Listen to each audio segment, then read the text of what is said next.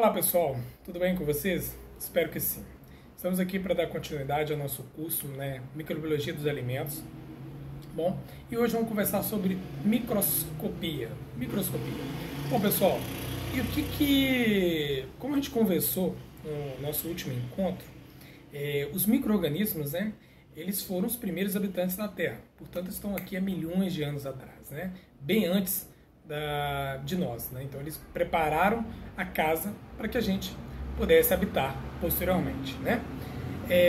Porém, a ciência microbiologia ela é algo bem jovem, os seus desenvolvimentos mais, digamos assim, mais contundentes assim, ocorreram a partir do século XIX. A gente conversou sobre isso no nosso último encontro, mencionando o nome de alguns pesquisadores aí que marcaram época, nessa ciência tão fascinante. Bom, pessoal, e uma coisa que ficou bem claro ali naquela nossa conversa é o seguinte, é que o avanço da microbiologia está estreitamente ligado a desenvolvimentos tecnológicos, entre eles o desenvolvimento no campo, no desenvolvimento da microscopia, os primeiros microscópios. Isso é bem claro. Afinal de contas, como estudar algo que você não consegue visualizar?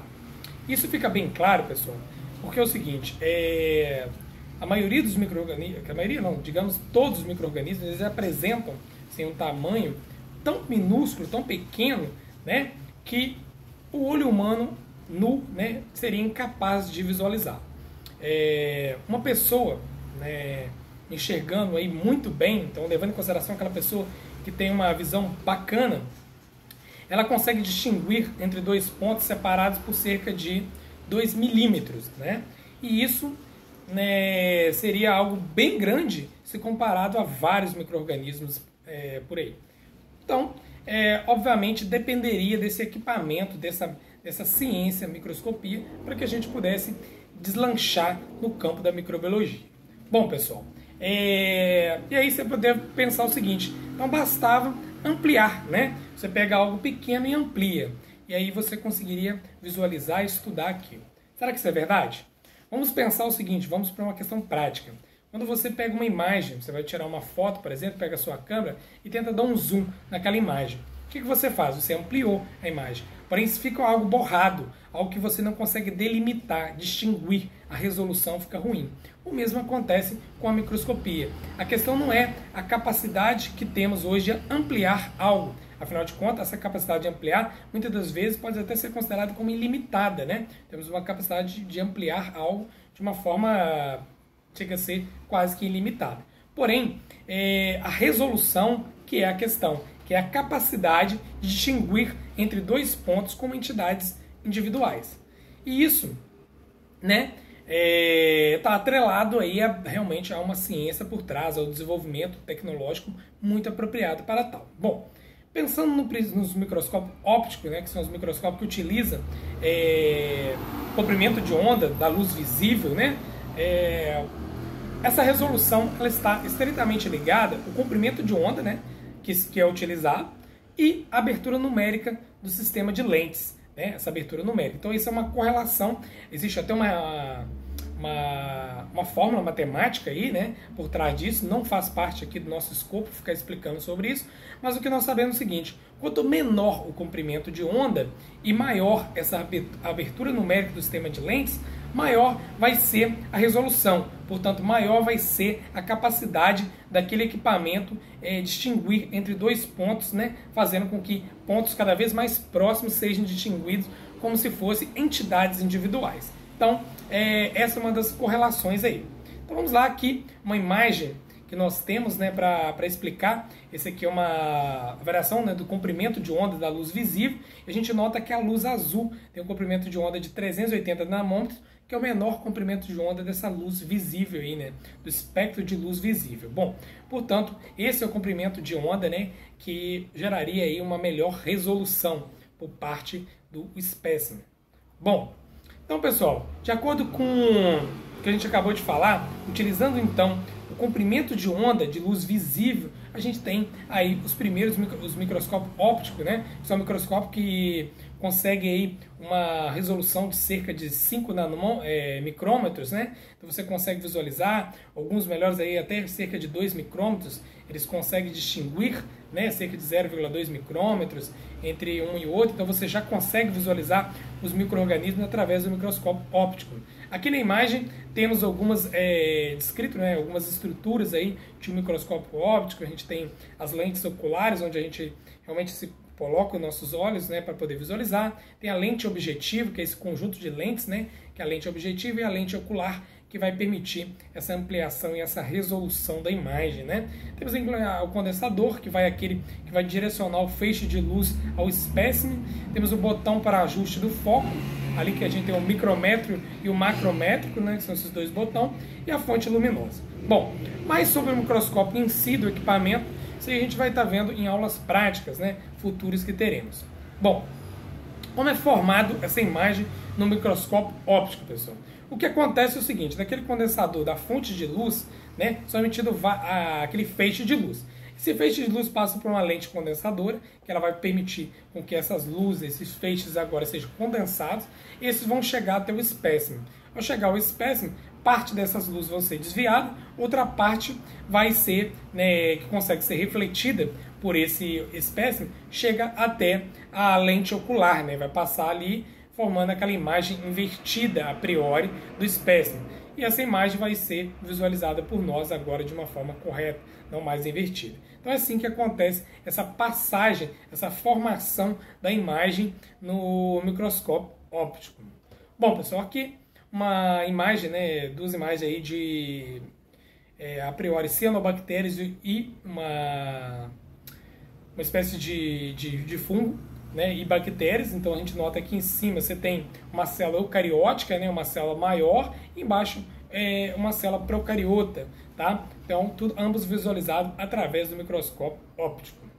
Bom, pessoal, porém o microscópio óptico ele tem uma limitação, que é o seguinte: muitas das vezes a célula, né, o espécime que você quer visualizar ali, ele não apresenta uma coloração. Isso faz com que não dê diferença na passagem de luz pelo espécime quanto ao redor do espécime ali. Então você não tem uma visualização que fica algo claro, digamos assim, translúcido. Então é necessário, muitas das vezes, ser feita uma coloração da amostra, que você vai dar uma cor àquela amostra, que vai facilitar a visualização pelo microscópio. Uma vez que quando aquele feixe de luz incidir nessa amostra agora corada, parte daquelas luzes vão ser absorvidas e outra parte vão ser refletidas. E essa parte que vai ser refletida que a gente vai estar visualizando ali. Bom, esse sistema de coloração, ele pode ser o sistema de coloração dito como simples, que é aquela coloração que você pode utilizar um corante.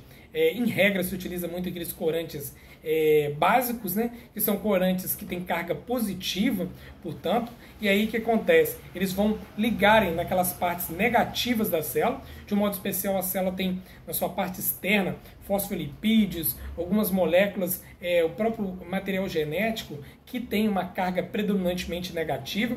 Portanto, esses corantes positivos vão se ligarem ali, facilitando a visualização posteriormente ao microscópio óptico. Bom, aqui na imagem a gente vê então como seria esse preparo dessa amostra para ser visualizado no microscópio óptico. Como é que isso funcionaria? Pegaríamos esse espécime, volto a dizer, uma explicação mais detalhada disso vai ser realizada nas nossas aulas práticas. E aqui no caso, você pega esse espécime, bota numa lâmina, geralmente uma lâmina de vidro, que deve estar, né, desprovida de aquela poeira, gordura, né? E aí, após esse espécime ficar ali, ele é seco ao ar, você seca aquela amostra, posteriormente fixa pelo calor, e aí você vai e cobre ela com corante, né, que você vai utilizar aí. Pode ser um corante, como eu disse, na coloração simples você pode utilizar um corante básico, um corante ácido. Nesse caso ele vai ter uma carga negativa, portanto ligando-se às partes da célula em que é positivo, tem uma carga positiva. Posteriormente você faz a lavagem do excesso daquele corante e visualiza a sua amostra ao microscópio. Bom, pessoal, porém existe também algum sistema de coloração, né, de células em que você usa o chamado coloração diferencial, em que você vai diferenciar determinadas células de outras, sendo que algumas células vão corar de uma cor e outras de outra. Nesse sistema de coloração diferencial, o que predomina dentro da microbiologia, do estudo da microbiologia, é a chamada coloração de Gram. O que acontece, pessoal? Vamos detalhar, falar aqui de uma forma bem sucinta sobre esse procedimento, novamente frisando que esses detalhes melhores vão estar vendo isso durante as nossas aulas práticas. Então vamos lá. O que acontece? Primeiramente você pega o seu espécime, né, a sua amostra que você vai ser analisado, na sua plaquinha ali na sua lâmina, né, em regra de vidro, cobre esse esfregaço com... Você faz um tratamento dele, né, primeiramente com calor para fixar aquela sua amostra. Em seguida você vai colocar o primeiro corante ali, que seria o quê? O seu primeiro corante, um dos que são utilizados, é o cristal violeta, né? Então você coloca o cristal violeta, cobre esse esfregaço, né, com cristal violeta, cerca de 1 minuto.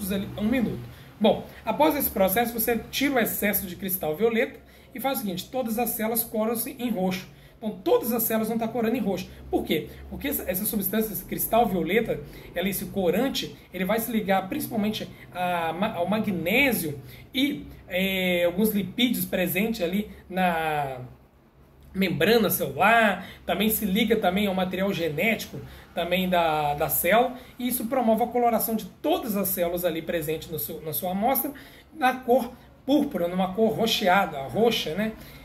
Bom, depois você adiciona, né, uma solução de iodo por 1 minuto. O iodo vai transformar esse complexo formado corante com a célula em algo insolúvel, né, dificultando ali depois a sua saída, o seu processo de saída. Bom, após isso você novamente lava o excesso de iodo, né, e esse iodo também fica ali por cerca de 1 minuto.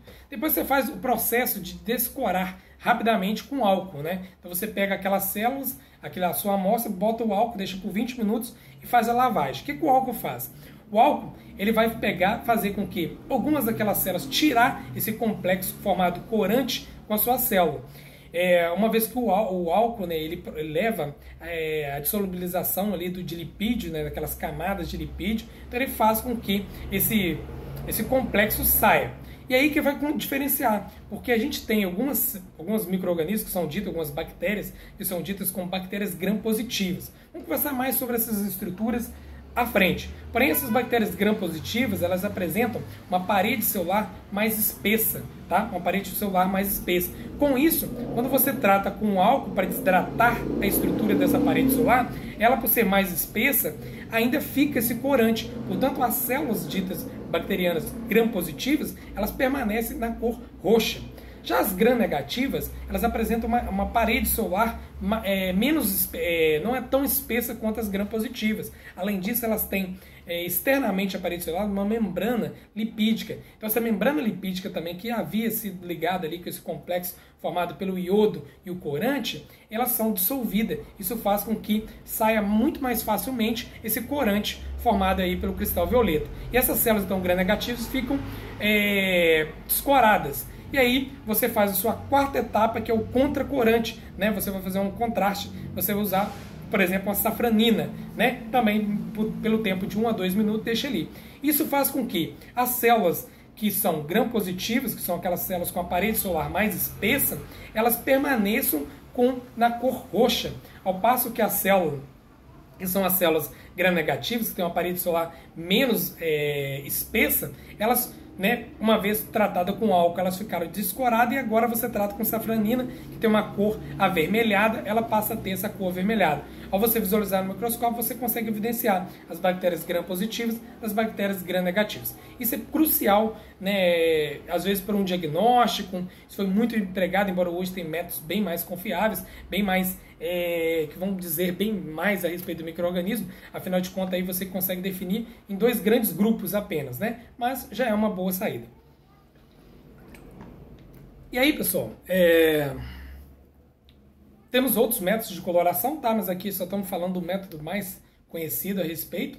Bom, porém, esse método, essa microscopia óptica utilizando a coloração, faz com que as células, muitas das vezes, você tem que visualizar uma célula morta, né? Porque o processo de coloração, muitas vezes, mata a célula, e muitas das vezes, essa coloração também muda a estrutura da célula.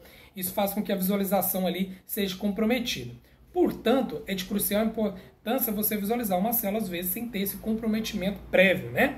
E qual seria um desses meios? Seria a utilização, por exemplo, do contraste de fase. O que é isso? O contraste de fase consiste numa técnica que você utiliza um polarizador, posteriormente também um prisma acoplado ao seu microscópio.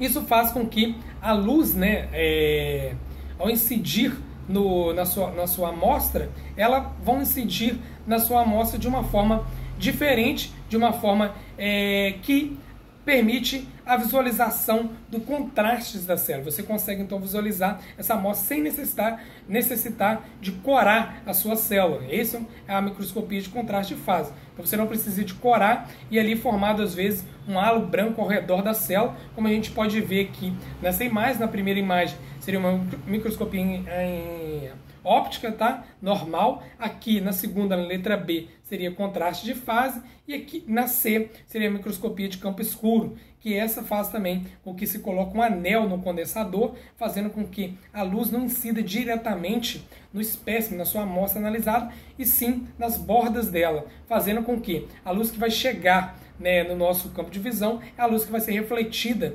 pelo espécime, pela amostra que você quer visualizar. Assim, no campo escuro, você acaba visualizando a sua amostra, né, por exemplo, os micro-organismos que você quer visualizar, de uma forma clara, ao passo que ao redor fica escuro, por isso que é chamado de campo escuro. Isso permite, então, uma visualização, principalmente de micro-organismos vivos, para você visualizar a locomoção desse micro-organismo, visualização também de flagelo, é feita muitas das vezes por essa técnica aí.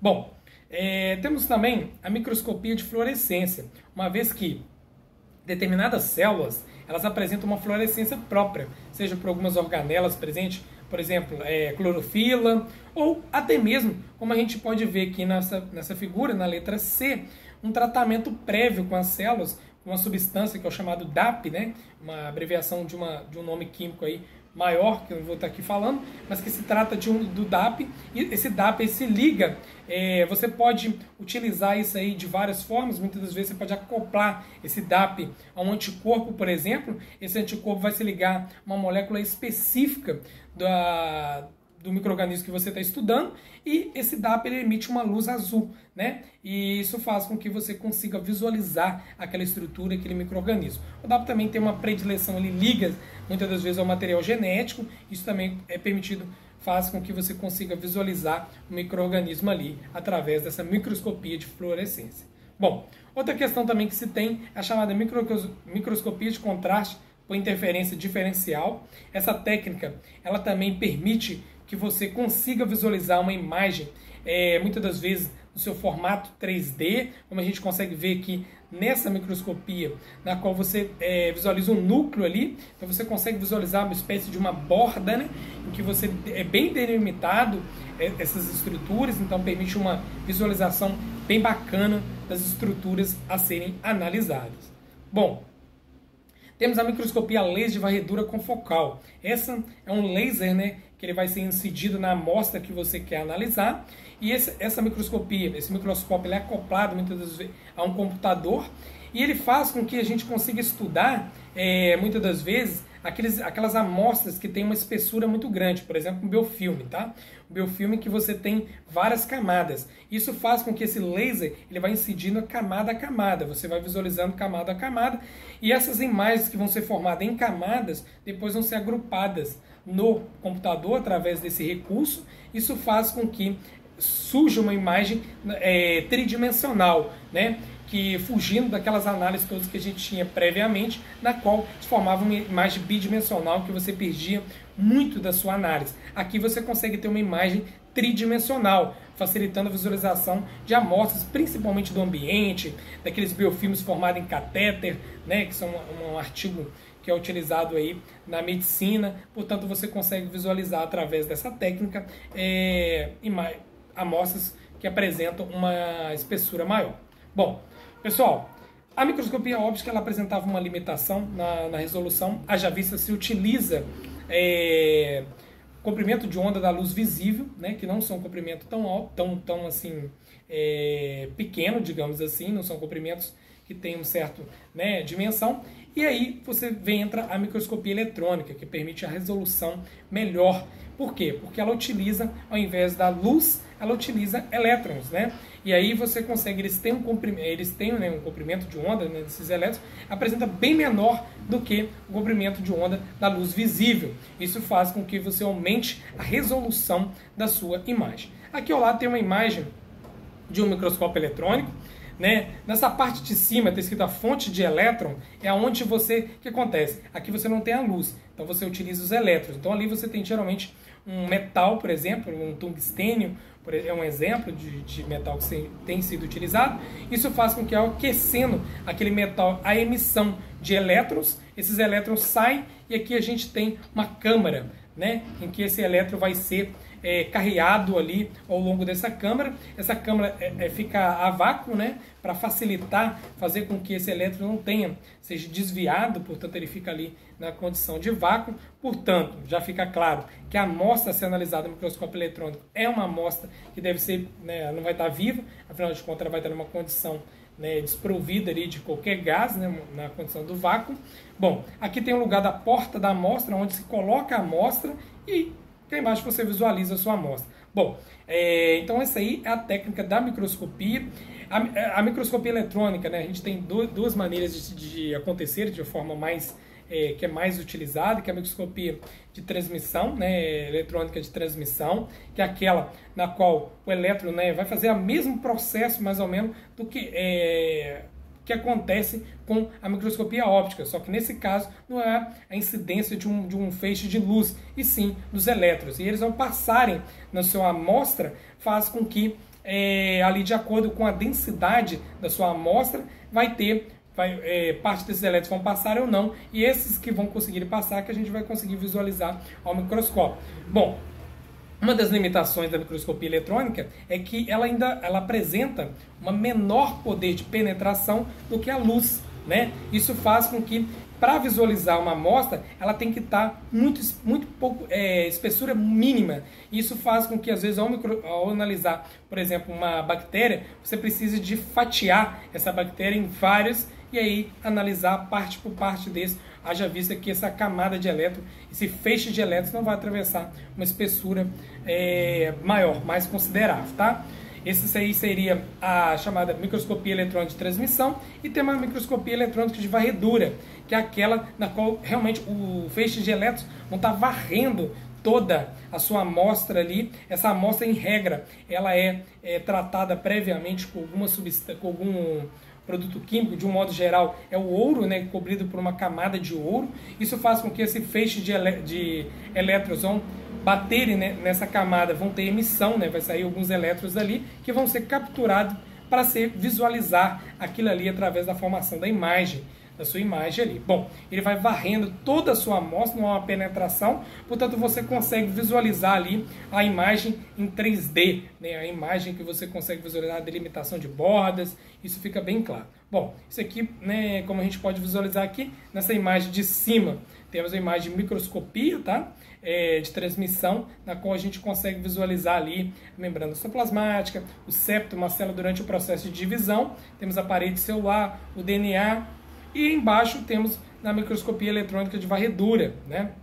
Essa daqui, na qual você visualiza, né, essas células aí, e você consegue visualizar ela, né, em 3 dimensões, você consegue visualizar em várias camadas através desse tipo de microscopia.